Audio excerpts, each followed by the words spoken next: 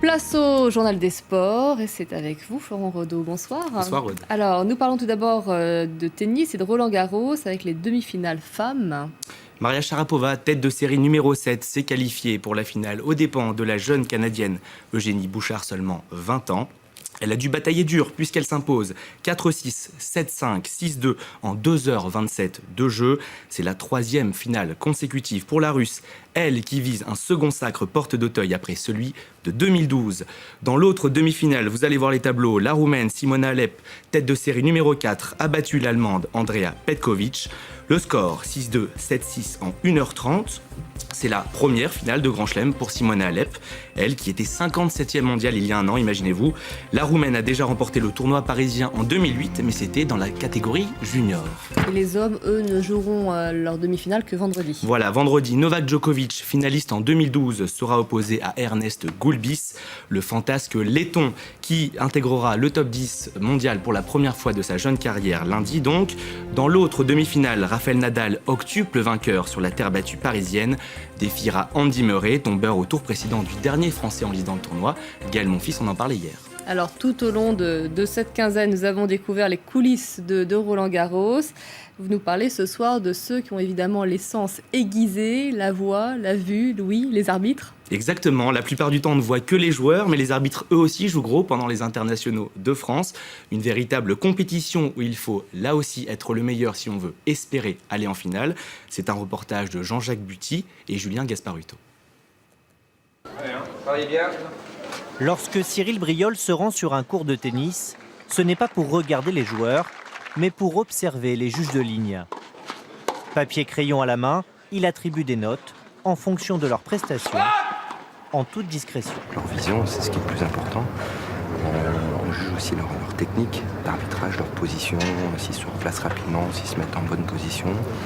Après, il y a un petit peu plus global où c'est le comportement. Parmi ces juges, il y a Clément, venu de Nice. Lui participe à son premier Roland-Garros et découvre la pression d'un tournoi du Grand Chelem. On sent un petit peu ton stress, d'accord ? Respire bien en cherchant de l'autre côté, tu vois, relâche un peu. Être derrière les joueurs, à quelques centimètres des meilleurs joueurs mondiaux, c'est une émotion toute particulière, mais on se refocalise vite sur notre travail. Car comme les joueurs, tous concourent à une place en finale. 300 juges au départ et seulement 20 le jour J.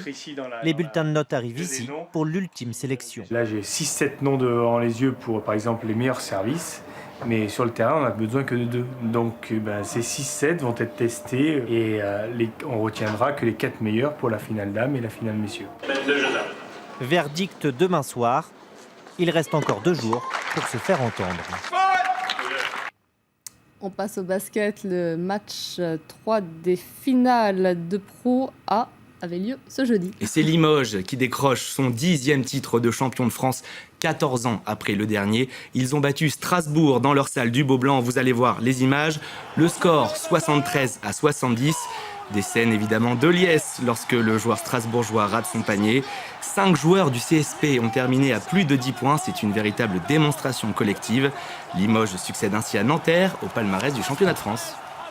Et cette nuit vont débuter les finales NBA pour un remake de la dernière finale d'ailleurs. De la dernière édition, tout à fait. Les Spurs de San Antonio vont tout faire pour oublier leur cruelle désillusion de l'an passé. Si vous vous en souvenez, une finale perdue par Tony Parker et ses coéquipiers face au Heat de Miami à 5 secondes du terme du match 6. Les coéquipiers de LeBron James s'étaient ensuite imposés lors du match 7. Les Floridiens, double tenants du titre, vont tenter de réaliser le three-peat. 3 titres consécutifs, ce n'est plus arrivé depuis l'épopée des Lakers entre 2000 et 2002. Tony Parker et LeBron James, des joueurs stars des deux équipes, se sont exprimés avant ces finales. Je vous propose de les écouter. C'est une grande équipe. Ils sont 2 fois champions NBA, 4 fois qu'ils sont en finale. Et je sais, c'est dur d'aller 4 fois de suite en finale. Ils ont le meilleur joueur au monde. Ils ont Dwayne Wade, qui est un de mes joueurs préférés. J'adore le voir jouer. Et moi, j'ai beaucoup de respect pour cette équipe. Il n'y a pas de honte à avoir perdu contre eux l'année dernière. Donc c'est pour ça que j'aime pas trop revanche. Moi, je préfère rematch. Je ne connais pas exactement les statistiques de la finale de l'an passé, mais je sais qu'elles sont très très très proches. On a fait notre part du travail, eux aussi. Les deux équipes se sont donné toutes les chances de gagner le titre NBA. Nous avons juste réussi à faire 1 ou 2 actions de plus qu'eux. Nous sommes à 7 jours du coup d'envoi de la Coupe du Monde de football et le tout dernier classement FIFA a été dévoilé.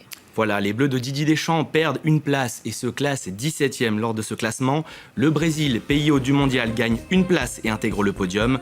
Sans grande surprise, l'Espagne, championne du monde et double championne d'Europe en titre, conserve son fauteuil de leader. Elle devance une autre nation européenne, l'Allemagne. Du côté des adversaires de l'équipe de France, ils sont en rouge sur votre écran. On retrouve la Suisse au 6e rang, l'Équateur au 26e, tandis que le Honduras, premier adversaire des Bleus le 15 juin prochain, n'est que 33e. Alors, pas d'image du jour des Bleus à vous montrer, malheureusement, pour cause, les séances sont à huis clos jeudi et vendredi. Une interdiction au public qui apparaît comme un très mauvais signe quant à la participation de Franck Ribéry. Vous savez, il y a un mystère qui entoure sa participation. Je vous rappelle que le joueur du Bayern de Munich a des problèmes de dos depuis plusieurs semaines. Lombalgique. Lombalgie, exactement. Vous savez tout, Aude, vous savez précise. Une inquiétude aussi pour les Portugais. Au Portugal, Cristiano Ronaldo, Pepe et Raúl Meireles vont rater la prochaine rencontre amicale prévue ce vendredi contre le Mexique. Ils sont forfaits sur blessure. Cristiano Ronaldo souffre toujours donc d'une blessure musculaire à la cuisse gauche et d'une tendinite rotulienne au genou gauche. Vous voyez, c'est compliqué. L'attaquant du Real Madrid, Ballon d'Or 2013 et vainqueur de la Ligue des Champions, s'entraîne depuis mardi à l'écart de ses coéquipiers. Une fois n'est pas coutume, vous vouliez nous montrer un spot publicitaire. Exactement. À une semaine du mondial, plusieurs marques partenaires sortent leur clip spécial Brésil. C'est au tour d'une grande chaîne de restauration rapide, vous l'aurez reconnu, de se mettre à l'heure de Rio. Vous découvrez les images en ce moment même. Tout l'esprit du football y est résumé. Tout le monde peut y jouer, qu'on soit adolescent, vous allez voir, à la retraite, ou bien même en talons aiguilles. Voilà, rien ne vous empêche de taper dans un ballon. C'est moins fréquent. Voilà, mais je suis sûr que ça va vous plaire. Voilà, cette scène est pour vous, Aude, elle arrive. Cette scène est misogyne, Laurent. Et la morale, c'est que le football est un sport accessible à tous. Voilà pour ces belles images. Je vais peut-être tenter de m'y mettre alors. Exactement. Je vous remercie beaucoup. Merci, Laurent. Aude.